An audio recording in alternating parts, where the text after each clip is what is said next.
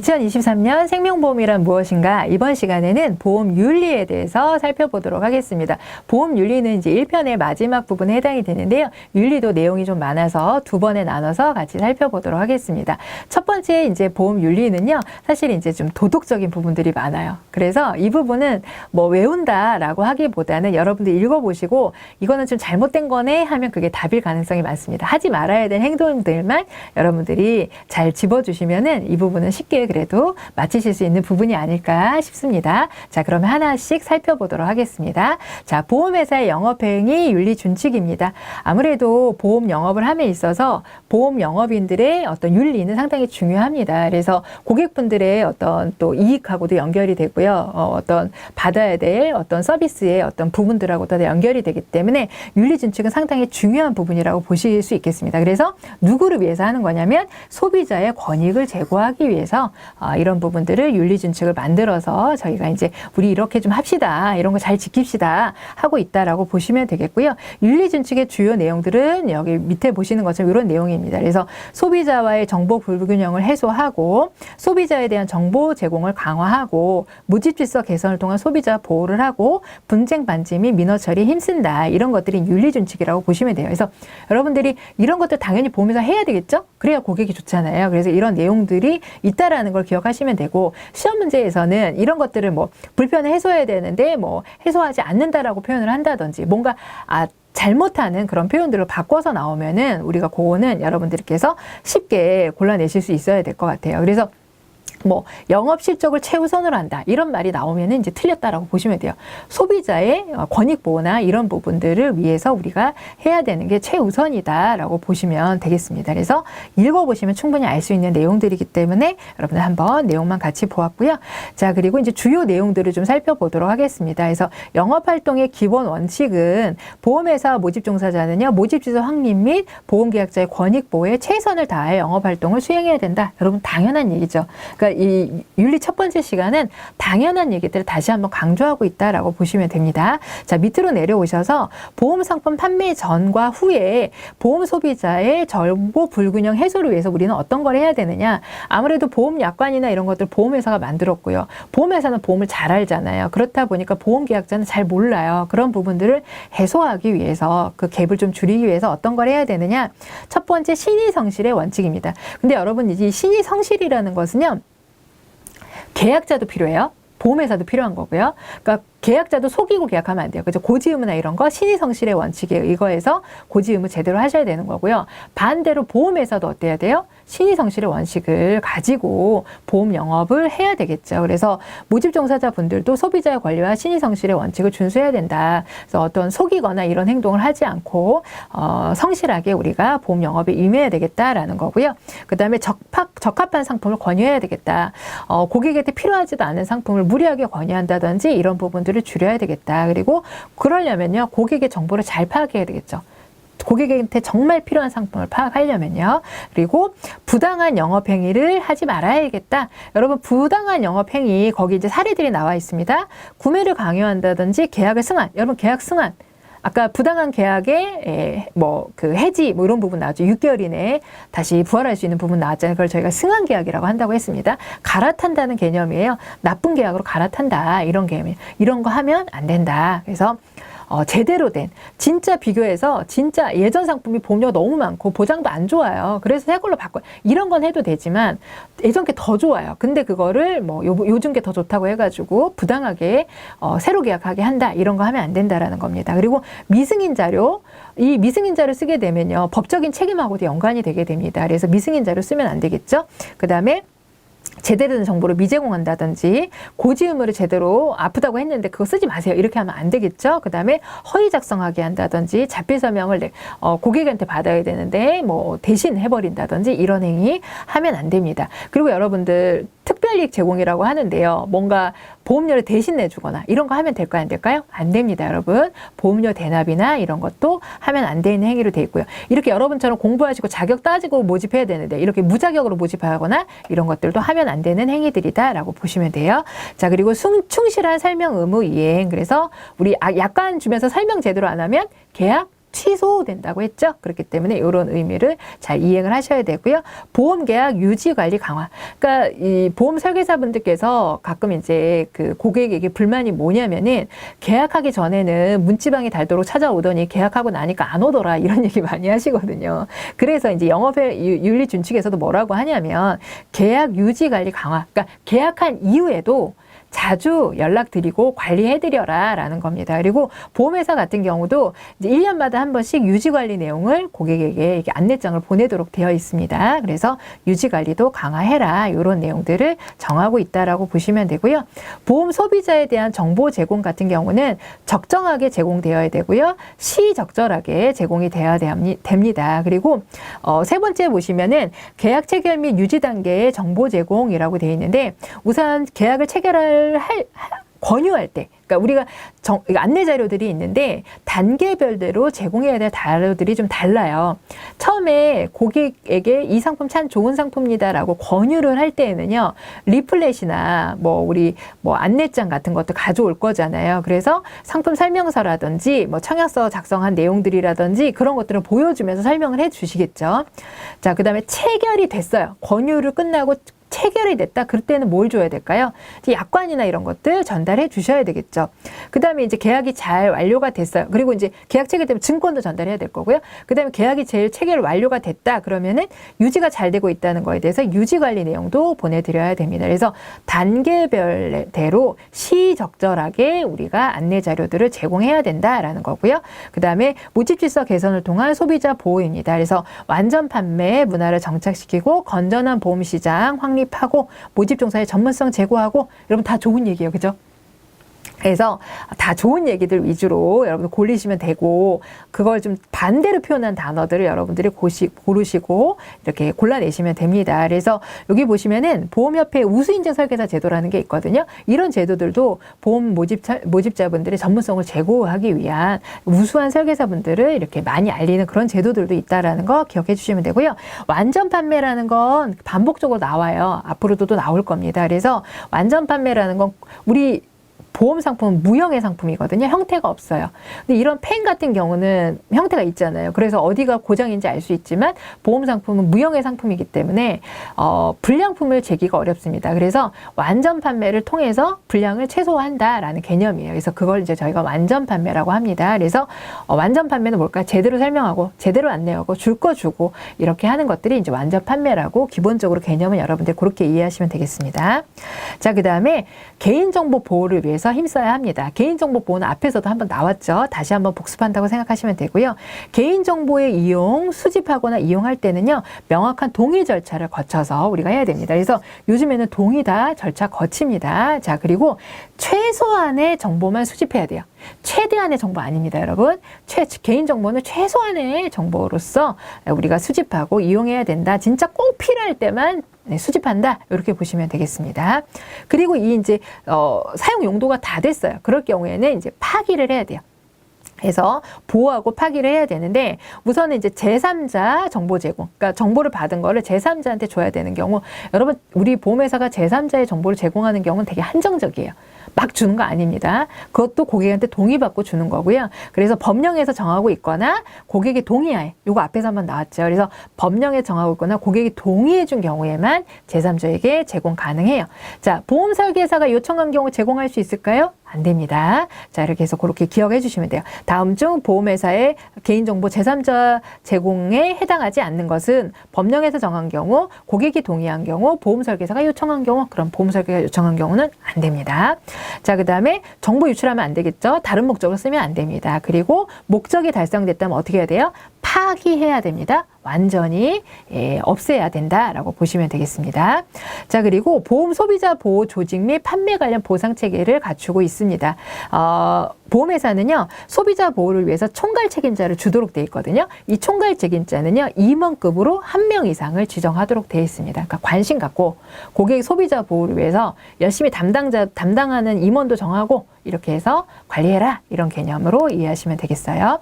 자, 그 다음에 분쟁이나 이제 이런 것들을 방지하려고 노력하고 민원을 아까 클레임 나왔었죠. 이런 것들도 빠르게 잘 처리하기 위해서 노력해야 된다라고 했었는데, 나와 있는데 불안전 판매 등에 대한 권리라고 되어 있습니다. 그래서 소비자 불만의 원인 파악 및 개선, 그러니까 제대로 판매하라. 그러니까 불안전 판매되는 그런 것들을 잘 파악해라. 그런 것들을 파악해서 개선해라 라는 거고요. 민원 처리 시스템을 구축하고 있습니다. 그래서 다양한 민원 접수 채널을 가지고 고객의 불만들을 파악을 해서 그것들을 해소하기 위해서 노력을 보험회사가 하고 있어요. 그래서 여기에서는 다양한 민원 접수입니다.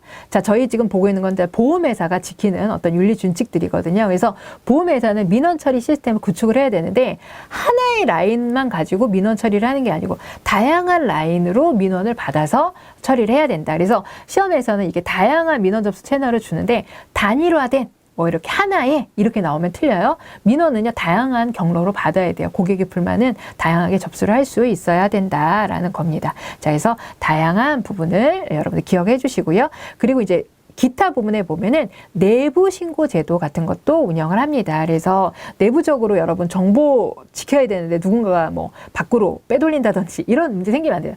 보험료를 유용한다든지 이런 거 생기면 안 되잖아요. 그래서 그런 것들에 대해서 내부에서 이런 신고 제도를 있어야 서로 조심하고 하겠죠. 그런 일이 생기면 절대 안 되겠지만 그래서 이런 내부 신고 제도들도 보험회사가 운영하고 있다는 거 정도만 여러분들이 기억하시면 되고 나머지 내용들 읽어보시면은 여러분들이 충분히 아실 수 있는 그런 내용들입니다. 자, 그 다음에 이번에는 보험인의 이제 책임들에 대해서 보겠습니다. 그러니까 좀 전까지는 보험회사의 책임이었다 그러면 이제 보험인의 책임인데요. 사회적 책임부터 살펴보면요. 1968년 보험인 윤리강령이라는 것을 만들고 보험인의 사회적 책임을 강조해오고 있습니다. 자, 그래서 이 윤리강령에서 다루고 있는 거는요. 공공성, 공신력 제고, 성실봉사, 기술개발, 준법. 근데 여러분 보험 설계사분들이 이런 거 지켜야 된다는 거 아시겠죠? 다 좋은 것들이잖아요. 그죠? 그래서 우리 골라낼 수 있습니다. 그래서 우리가 이제 이 보험이라는 건 한 사람이 가입하는 게 아니라 다수가 가입하는 거기 때문에 공공성, 공신력이라는 건 신뢰잖아요. 그런 것들을 높이기 위해서 노력해야 되고요. 여러분 보험 설계사분들이 성실하게 여러분들 봉사해 주는 사람이 좋은가요? 어떤가요? 과거에 만나본 분들. 그쵸. 성실한 사람 좋잖아요. 그래서 성실봉사. 그리고 이제 보험 상품이 계속 바뀌거든요. 그리고 이제 설득하기 위해서는 다양한 기법들이 필요할 수 있고, 뭐 분석 시스템도 계속 나와요. 막 디지털 시스템도 나오고. 이런 기술에 대해서도 개발을 해야 되겠죠? 그리고 법을 지켜야 되는 건 누구에게나 당연한 부분입니다. 그래서 여러분들이 충분히 읽어보시면 알 수 있는 내용들이지만 다시 한번 이렇게 좀 체크를 해드렸으니까 자, 타회적 책임에서 윤리강령에 해당하지 않는 거 이런 거 골라내라. 그러면 여러분들이 좀 골라내실 수 있으면 되고요. 밑에 이제 보험설계사 윤리의 중요성입니다. 앞에서 나왔지만 공공성. 생명보험이라는 게 공공성을 갖고 있기 때문에 그 부분을 깊이 인식하고 상품 내용을 정확하게 숙지해서 그러니까 전문성을 좀 키워야 됩니다. 우리 보험 모집인 분들도 전문성을 키우고 자, 그 다음에 윤리의식. 그러니까 전문성 플러스 윤리 까지 갖추신다 그러면 아주 훌륭한 보험 설계사가 되실 겁니다. 자, 그 다음에 이제 보험 설계사의 자세를 좀 살펴보도록 하겠습니다. 보험 설계사 분들께서는요, 관련 법규 당연히 준수해야죠. 그다음 윤리규범 실천할 수 있어야 합니다. 그래서 우리 아까 준법이 나왔잖아요. 그런 부분 여러분들 기억해 주시면 되고요. 명문화된 법규 준수하고 고객의 입장에서 행동을 해야 된다. 그리고 보험 설계사로서의 사명감 이런 것들이 필요합니다. 그 보험은요 정말 고객에게 필요한 상품이에요. 그런 것들이 내가 사명감을 가지고 있어야 더 잘 영업하실 수 있습니다. 그래서 그런 부분들에 대해서 이야기하고 있고요. 그리고 전문성 개발해야 된다. 전문성을 갖추고 보험 상품과 서비스에 대한 정보를 제공해야 됩니다. 그래서 잘 설명하셔야 된다는 거. 그래서 우리가 약관 주면서 설명 의무가 있는 것들도 다 이런 것들과 연결된다라고 보시면 되겠어요. 자, 이번에는 보험 설계사의 보험업에 대한 책임입니다. 자, 이 부분은 아주 중요해요. 별표 2개 돼 있잖아요. 그래서 보시면 3대 기본 지키기가 나옵니다. 자, 이번 장에서는 사실 여러분들이 윤리니까 이런 거 하면 안 되겠구나 이런 것만 잘 읽어보셔도 알 수 있는 내용인데 이 3대 기본 지키기는 여러분들이 좀 외워주셔야 합니다. 자, 그래서 보시면은 3대 기본 지키기가 뭐냐면 자, 첫 번째는 보험 약관 교부하면서 중요 내용을 설명하는 겁니다. 두 번째는요, 청약서 부본을 전달하는 겁니다. 세 번째는요, 자필 서명을 받는 겁니다. 그래서 이거를 3가지 기본 지키기다라고 이야기를 해요.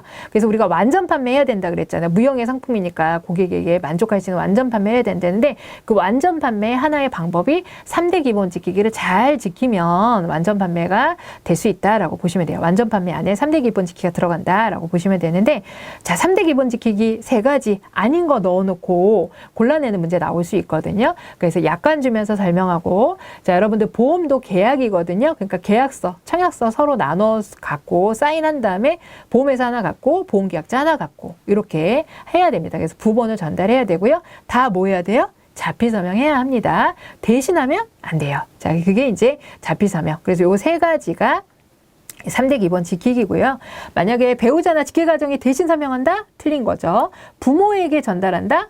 안 되는 겁니다. 계약자에게 전달한다 라고 해야 돼요. 자, 그래서 3대 기본 지키기 여러분들 좀 기억해 주시면 되고 이걸 만약에 지키지 않았다라고 하면은 계약이 성립한 날로부터 3개월 이내에 보험계약자는 계약을 뭐 할 수 있다고요? 취소할 수 있다. 이거 우리 앞에서도 나왔었죠.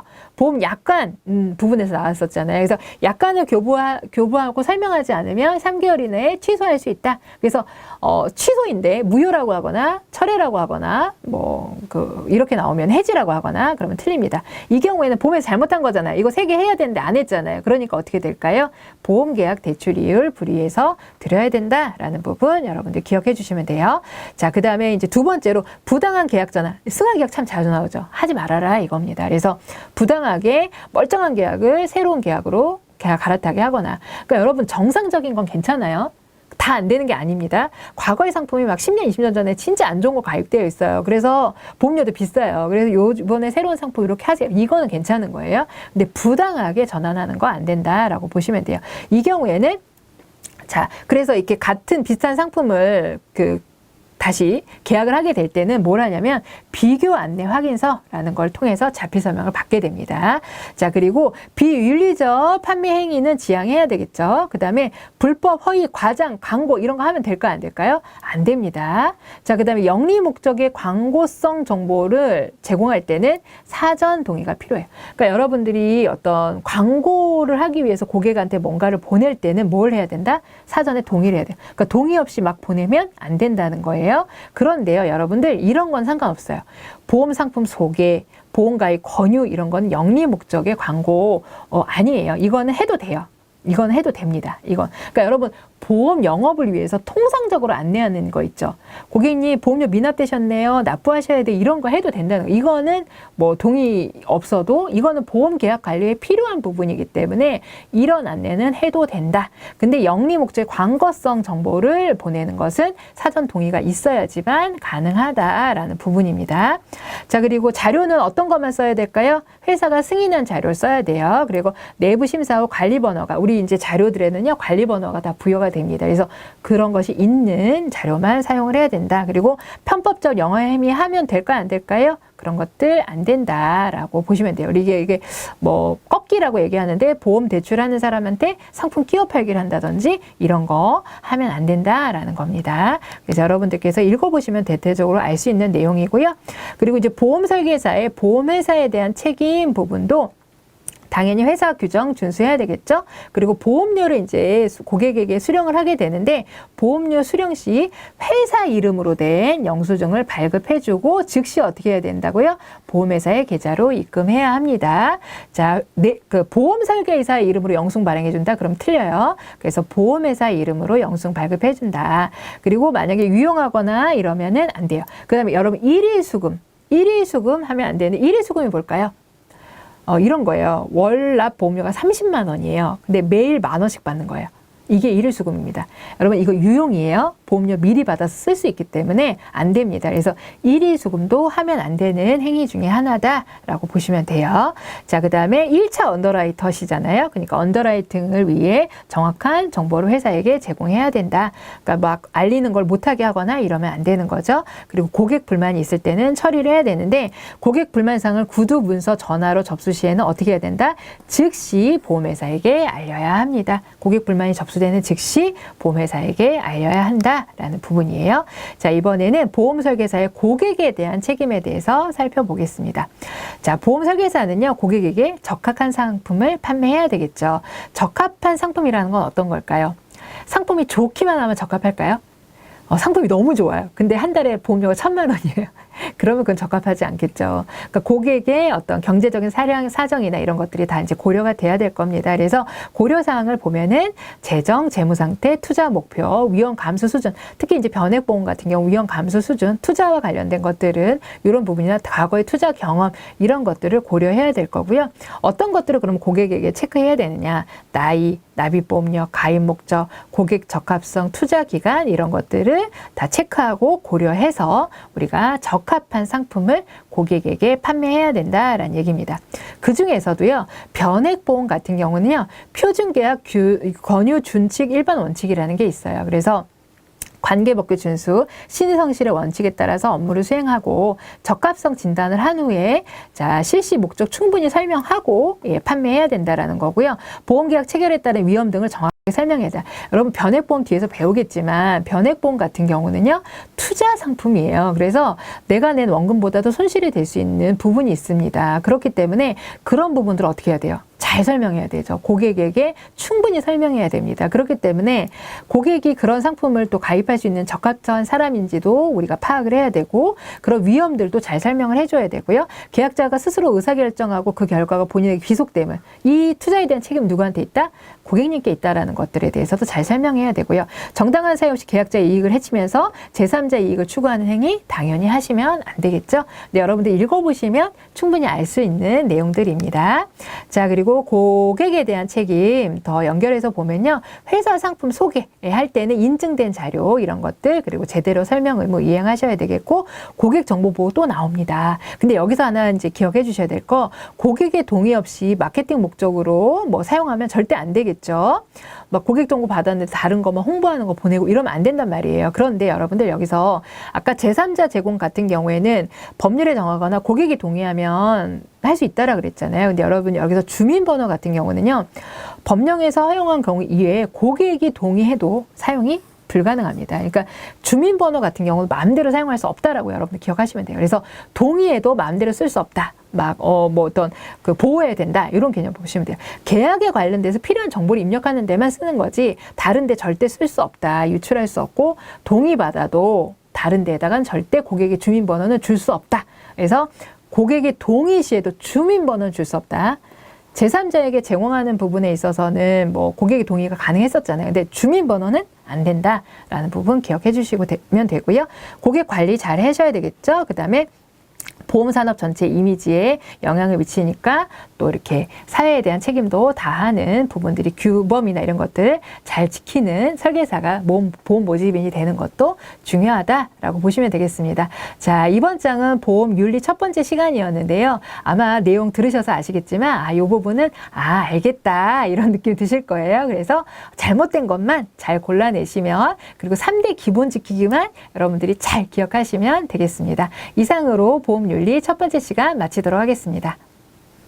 2023년 생명보험이란 무엇인가? 이번 시간에는 보험 윤리고요. 두 번째 시간입니다. 첫 번째 보험 윤리에서는 윤리적인 기본적인 내용들 살펴보았다면요, 이번 시간 윤리는요, 보험 범죄와 관련된 것입니다. 보험 범죄도 법률을 위반하는 거잖아요. 그러니까 윤리와 좀 연관이 있다라고 보시면 되겠고, 자, 보험 범죄의 대표적인 게 바로 보험 사기입니다. 그래서 보험 사기에 대해서 좀 살펴보도록 하겠습니다. 자, 우선은 보험 사기에는요, 종류가 연성 사기와 경성 사기로 구별을 할 수가 있어요. 연성 사기 같은 경우는 우리가 사고 자체는 조작이 아닙니다. 근데 일어난 사고를 부풀리거나 확대하는 사고를 연성 사기라고 해요. 경성 사기는요, 사고 자체를 고의적으로 만들어내거나 하는 사기입니다. 그럼 여러분, 연성 사기가 더 나쁜 걸까요? 경성 사기가 더 나쁜 걸까요? 네, 연성 사기가 더 나쁜, 연성 사기가 덜 나쁜 거, 그러니까 경성 사기가 더 나쁜 거다라고 보시면 돼요. 그럼 여러분들 요즘 보험 사기는 연성 사기가 더 많을까요? 경성 사기가 더 많을까요? 과거에는 경성사기가 많이 일어나기도 했거든요. 최근에 이제 생계형 범죄가 많이 일어나고 있어서 연성사기가 늘어나는 추세라고 합니다. 그래서 여러분들 이제 연성사기와 경성사기를 구별할 수 있는 문제가 잘 나옵니다. 그래서 한번 내용을 보면요. 연성사기는요, 보험사고를 과장하여 과다한 보험금을 청구한 행위. 그러니까 사고 자체가 고의는 아니라는 거예요. 근데 일어난 부분에 있어서 확대, 과장해가지고 보험금을 타는 행위입니다. 그래서 안 아픈데 장기간 입원을 한다든지 고지 의무 위반을 통해서 뭐 보험료를 낮게 내고 뭐 혜택을 받아버린다든지 이런 것들이 이제 우리가 연성사기라고 합니다. 그래서 연성사기는요, 뭐라고 얘기를 하냐면 구체적 피해자가 없는 보험 범죄로 인식이 된다라고 돼 있어요. 그래서 여기에서 이제 시험 문제에서는 어떻게 나오냐면 구체적 피해자가 있는 범죄로 인식된다. 그럼 틀립니다. 그래서 구체적 피해자가 없는 보험 범죄. 그러니까 이렇게 막 그 연계처럼 그쵸? 이렇게 나타나는 범죄들이 많다라는 겁니다. 그래서 구체적 피해자가 없는 이렇게 밝히기가 어려운 그런 부분에 범죄로 인식되고 있다라고 보시면 돼요. 그다음에 이제 경성사기 같은 경우에는요, 계획적이고 의도적이고 보험사고를 조작하여 발생하는 행위입니다. 그래서 조작. 이런 것들이 의도가 있다. 계획적으로 의도해서 사고를 저질렀다. 이게 이제 경성사기이고요. 피해 보험자를 해치거나 사망, 위장행위 등으로 추가 피해자를 발생한다. 그러니까 정말 악의적인 거예요. 그래서 일부러 누군가를 죽게 해서 보험금 탈 목적으로 한다든지 사고 자체를 뭐 횡단보도에서 서로 막 사고를 일으킨다든지 이런 것들이 바로 이제 경성사기에 해당이 되겠습니다.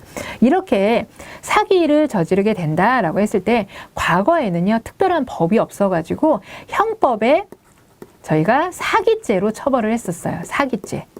그런데 이 사기죄로 보험사고를 좀 처벌하기가 건이 안 맞는 거예요. 이 케이스가 다 맞질 않는 거예요. 그래서 이제 2016년도에 보험사기 방지 특별법이라는 거를 9월 30일부터 시행하게 되었습니다. 그 얘기는 또 이런 얘기도 됩니다. 사기죄가 그걸 커버를 못해서일 수도 있고요. 보험사기가 너무 늘어나는 거죠. 그래서 이거 특별법을 만들어야 되겠다라고 했다라고 보시면 돼요. 그래서 보험사기 방지 특별법상 보험사기 행위에 대한 처벌을 이제 강화하기 시작했고요. 자, 여기서 외워두셔야 되는 거 4, 10, 5 이렇게 외우겠습니다. 사기는요, 10년 이하의 징역, 5천만 원 이하의 벌금에 처해진다. 이 부분 여러분들 기억해 주세요. 그래서 처벌 규정이 시험지에 나오기도 합니다. 그래서 10년 이하의 징역, 5천만 원 이하의 벌금에 처해지고요. 상습적으로 하잖아요. 가중처벌돼. 형의 2분의 1까지 가중처벌됩니다. 그래서 가중처벌 되는데 안 된다고 나오면 틀리니까 그 부분 기억해 주시고요. 자, 시험 문제에 보험사기로 인한 처벌 관련 법률이 제정되어 있지 않다 이렇게 나오면 틀려요. 지금 이제 보험사기 방지 특별법 이런 것들이 있기 때문에 제정되어 있다 그래야지 맞습니다. 근데 있지 않다 그러면 틀렸다라고 여러분들이 골라내시면 되겠고요. 자, 다음으로는 보험범죄 역사입니다. 이 부분 여러분 읽어보시기만 하면 돼요. 그래서 역사가 뭐 사실 이 범죄의 역사를 말한다는 게 좀 아이러니하긴 하죠. 그래서 어쨌든 1700년대부터 이런 어떤 외국이나 국내를 불문하고 이런 보험 범죄들이 발생되었다라는 부분 정도만 여러분들이 보시면 되겠습니다. 자, 이번에는 보험 범죄 유형인데 이 부분은 시험 문제에 좀 나올 수가 있습니다. 그래서 보시면은 우선은 사기적인 계약의 체결, 그다음에 보험사고의 고의적 유발, 보험사고 위장 허위 사고, 보험금 과다 청구 이렇게 이제 4가지의 사례로 구별이 되는데 각각의 사례들이 나와 있죠. 그래서 요거를 좀 구분하실 수 있어야 합니다. 그래서 건강상태 진단 사실 은폐, 그러니까 내가 아픈데 아프지 않다라고 하거나, 그다음에 대리로 진단받게 하거나, 그러니까 속일 목적으로 이렇게 하신 거죠. 그다음에 사망자를 피보험자로 해서 이미 돌아가신 분을 피보험자로 해서 가입을 한다거나, 사고 발생 후에 이미 사고 났는데 가입하신다거나, 사고 일자를 조작하신다거나 이런 것들은 사기적인 행위, 사기적인 보험계약 체결 행위에 해당이 됩니다. 자, 두 번째 보시면 보험사고의 고의적 유발이에요. 살인, 방화, 자해 이런 것들이 고의사고이죠. 그래서 악의적 보험범죄에 해당이 되고요. 그 다음에 보험사고의 위장 및 허위사고 같은 경우는 사고 자체를 위장, 날조, 조작, 허위 진단서 등을 발급하는 게 허위사고입니다. 그 다음 과다 청구는 어떨까요? 등급이나 이런 것들 상한 과잉 진료한다든지 이런 것들이 입원 서류를 조작한다는 게 과다 청구입니다. 그럼 이제 시험 문제는 어떻게 나오냐면 다음 중 보험 범죄 유형이 다른 하나는 이렇게 나올 수 있어요. 그러면 1번 건강상태 진단을 사실을 은폐했다. 2번 사망을 피보험자로 보험에 가입했다. 자, 3번 살인, 방화, 자해를 일으켰다. 이렇게 나왔다 그러면 예, 틀린 건 3번입니다. 3번은 이제 보험사의 고의적 유발에 해당이 되고요. 첫 번째, 두 번째 거는 사기적 보험 체결에 해당이 됩니다. 자, 그래서 각각의 어떤 것들이 해당이 되고 요건 요쪽이구나 이렇게 구별하실 수 있으면 되겠습니다. 자, 보험범죄와 구별되는 유형이라 그래서 도덕적 해이와 역선택이라는 게 나오는데요. 자, 도덕적 해이 같은 경우는요, 그러니까 가입한 이후에 일어날 확률이 높습니다. 보험 가입한 이후에 뭔가 도덕적으로 이제 일부러 어떤 사고나 이런 것들을 일으키는 행위, 좀 전에 봤던 이제 보험 범죄들하고도 연관이 있죠. 사기들, 행위들하고도. 그다음에 역선택은 뭐냐면 가입하기 전에 일어난 일이에요. 그래서 보험을 가입하기 전에 우리가 건강한 사람이 보험에 가입해야 되잖아요. 아니면 건강하지 않으면 삭감하거나 보험료를 더 내거나 해야 되는데 이런 것들을 속이는 행위, 그걸 이제 역선택이라고 보시면 되겠습니다. 보험회사가 건강하지 않은 사람을 선택하게 된 거, 그게 이제 역선택입니다. 그래서 역선택은 보험을 가입하기 전에 인수 단계에서 일어나는 거라고 보시면 되겠고, 도덕적 해이는 인수 후에 사고 부분을 유발하는 부분이다. 사고를 유발하는 어떤 도덕적 행위들이다 라고 보시면 되겠습니다. 그래서 도덕적 해이부터 보면요, 보험사고 발생 가능성 높이거나 손해를 증대시킬 수 있는 보험 계약자나 피보험자의 고의 또는 불성실에 의한 행동들입니다. 그래서 내적인 부분들, 내적 도덕적 해이는 보험 계약자나 피보험자들이 하는 행위가 되어 있고요. 외적 도덕적 해이 같은 경우 의사나 병원, 예, 우리 뭐 정비업체 이런 데들이 일으키는 부분이라고 보시면 되겠고요. 역선택 같은 경우에는요, 높은 위험 발생을 갖고 있는 사람이 평균적인 위험 발생 가능성을 갖고 있는 것처럼 평균 요율에 따라서 보험을 가입하는 것을 말합니다. 그래서 기왕력이 있는데, 그러니까 기존에 갖고 있는 병이 기왕력입니다. 이런 것들에 대한 고지 의무를 위반하거나 사고 발생 후에 보험을 가입하는 등 이런 것들을 저희가 역선택이라고 합니다. 그래서 역선택은 계약 전에, 도덕적 해이는 계약 후에 이제 효력이 현실화되는 부분이라는 점 기억해 주시면 돼요. 자, 이번에는 보험 사기 범죄의 특성에 대해서 살펴보도록 하겠습니다. 이 부분은요, 여러분들 이것도 읽어보시면 좀 아실 수 있는 내용이거든요. 그래서 사기 부분에서는 영성사기와 경성사기 구분하는 거, 그 다음에 사기죄 처벌, 그 부분은 좀 외워두셔야 되는 부분이고, 그 다음에 보험범죄 유형 아까 4가지 있었던 거 있죠? 그것도 좀 외워두셔야 되고, 그 다음에 이제 사기 계약의 특징이나 특성 같은 경우는 여러분들 읽어보시면 그래도 좀 아실 수 있는 부분이에요. 우선 특징부터 볼게요. 보험 사기의 특징 같은 경우 고액 또는 다수 계약이 많이 있습니다. 그러니까는 갑자기 막 큰 금액을 가입하는 거죠. 이런 것들이고요. 그 다음에 여러 건을 막 일시에 막 같은 시기에 비슷한 시기에 뭐 이 회사 저 회사 여러 건을 가입한다든 이런 특징을 갖고 있고요. 그 다음에 비연고성 및 자발성 계약이라는 특징을 갖고 있어요. 여러분 보험 가입할 때요, 자발적으로 가입하세요? 나 너무 가입하고 싶어요. 그래가지고 가입하신 적 몇 번 있으세요? 물론 있을 수 있죠. 근데 그거 흔치 않거든요. 고객분들이 무형의 상품이기 때문에 막 자발성을 가지고 가입하는 게 흔치 않아요. 그런데 이 보험 사기건들은 어떻다는 거예요? 계약자가 스스로 가입하겠다고 연락이 온다는 거예요. 게다가 비연고성이래요. 아는 사람이 아니라는 거예요. 어떻게 나를 알고 전화했지? 이런 어떤 특징들을 갖고 있다라고 보시면 돼요. 그렇다 보니까 부자연스러워요. 이 사람이 되게 경제적으로 어려운 사람인 것 같은데 막 큰 보험료를 낸다고 한다든지 이런 경우입니다. 그리고 보험 사기자들의 개인적인 속성들이 또 반영이 된다라는 겁니다. 뭐 어렵다든지 정상적인 생활을 한다든지 허용이 있다든지 도박을 했다든지 이런 것들이 이제 사기자들의 특징으로 찾아볼 수 있다라는 겁니다. 자, 이런 보험 사기자들이 일으킨 보험 범죄의 특성에는 어떤 것들이 있냐면 이 보험 범죄 때문에 다른 범죄까지도 이렇게 이루어져요. 그러니까 처음에는 보험 사기 시작했는데 막 퍼져나가는 거예요. 다른 범죄까지 막 연쇄적으로 퍼져나가는 거죠. 그 다음에 입증이 곤란합니다. 그러니까 이미 저지르고 한참 있다가 사고 접수를 하거나 이런 경우들이 많아요. 은폐를 다 해버리고. 그래서 이제 입증이 곤란한 경우가 많고요. 그 다음에 수법이 되게 다양화되고 지능화되고 있어요. 과거보다 훨씬 더 지능화됩니다.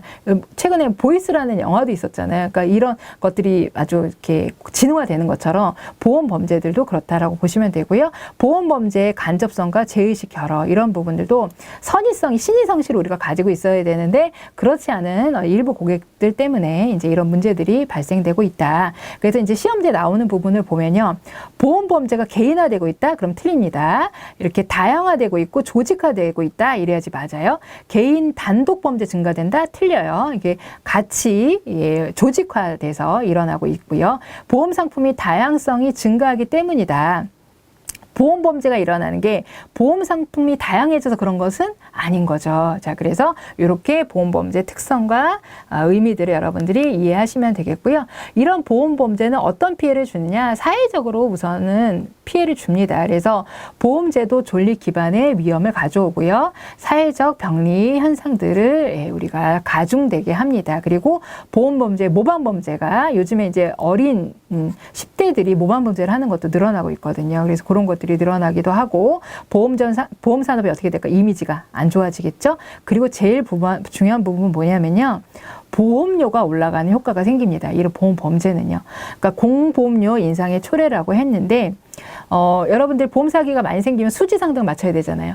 보험료 100원 받으면 끝날 게 120원 나가니까 어떻게 20원 올려야 되잖아요. 그러니까 사고를 내지 않는 선의의 고객들까지도 보험료가 인상되는 그런 효과를 초래한다는 거죠. 인상 효과를 초래하게 된다라는 게 이제 사회적 피해입니다.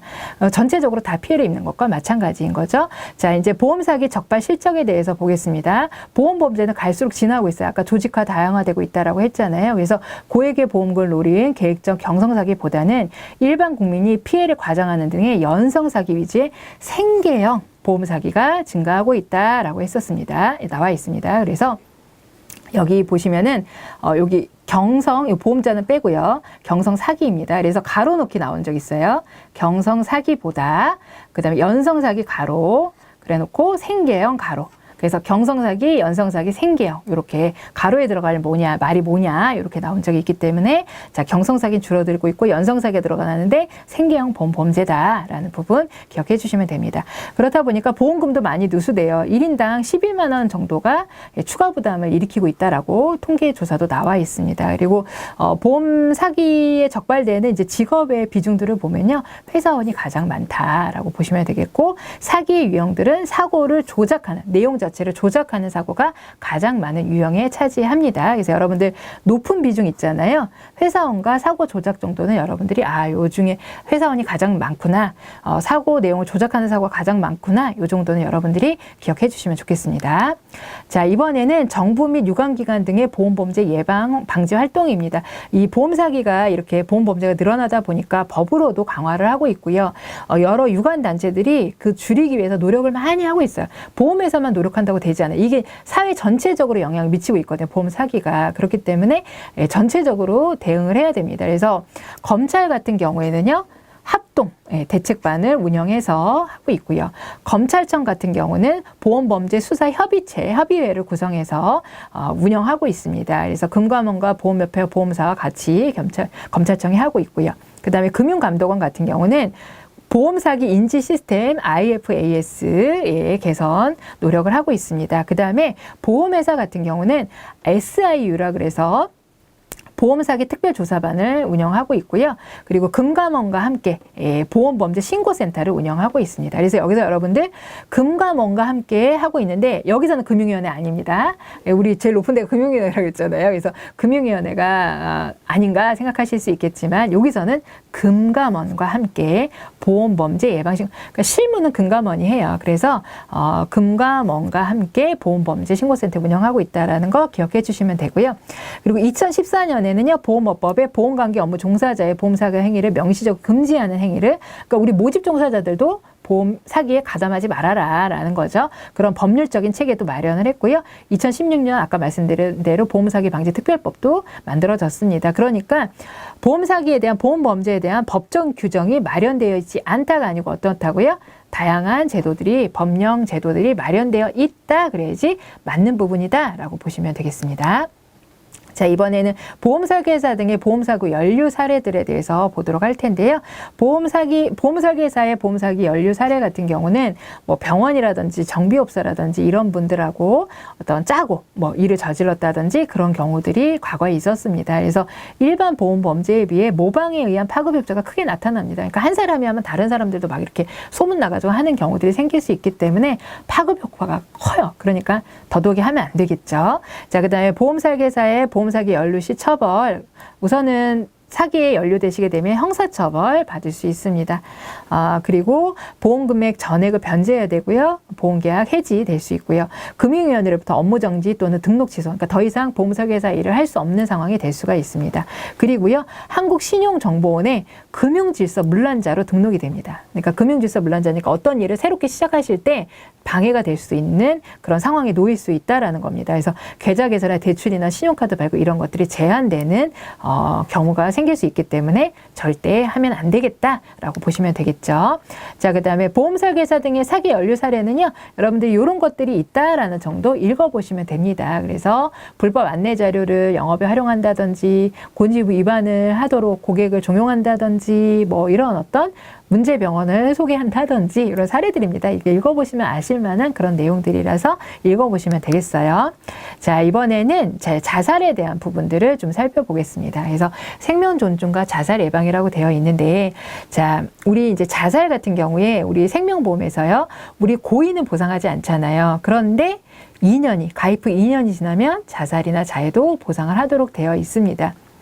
그렇지만 그것과 상관없이 여러분들 자살이라는 부분은요, 생명보험과 상관없이 우리의 생명을 지키는 아주 중요한 행위잖아요. 그래서 생명보험과 상관없이 우리에게 참 중요한 상황이다라고 이렇게 생각하고 들어주시면 좋을 것 같습니다. 그래서 자살의 현황 및 문제를 보면요, 우리나라 자살률이 상당히 높다라는 거 여러분들 잘 알고 계실 겁니다. 그래서 현재 2020년 한국의 자살률 인구 10만 명당 25명 7명꼴에 해당이 되고요. OECD 국가 중에서 아주 높은 순위에 속합니다. 그래서 남자가 여자보다 높은 자살률을 보이고 있고 연령대가 높을수록 자살률이 증가하고 있습니다. 아까 우리 첫 번째 시간에 노령화나 이런 부분들도 말씀을 드렸었는데 어쨌든 그런 부분에 연관이 있어서인지 자살률이 증가하고 있고 정신적인 문제라든지 경제생활의 문제라든지 육체적인 문제라든지 가정의 문제라든지 이런 것들을 이유로 자살 상당은 이제 아주 높은 상태이다라고 보시면 되겠는데, 이런 자살은요, 사회 경제적으로 문제를 발생을 시킵니다. 단순한 개인의 문제가 아니라는 겁니다. 그래서 국가적인 인력 손실이죠. 개인의 손해는요, 사회의 손해고 국가의 손해입니다. 그래서 국가의 재난을 초래하는 부분이라고 보시면 되겠고요. 이 부분은 이제 금전으로 환산했을 때 약 연간 6.5조, 그러니까 6조 5천억 정도의 사회 경제적 비용을 초래한다라는 연구 결과도 있어요. 그래서 암이 14조인데 이 자살 같은 경우 이 정도라 그러면 상당히 큰 어떤 사회 경제적 문제를 야기하는 부분이다라고 보시면 되겠습니다.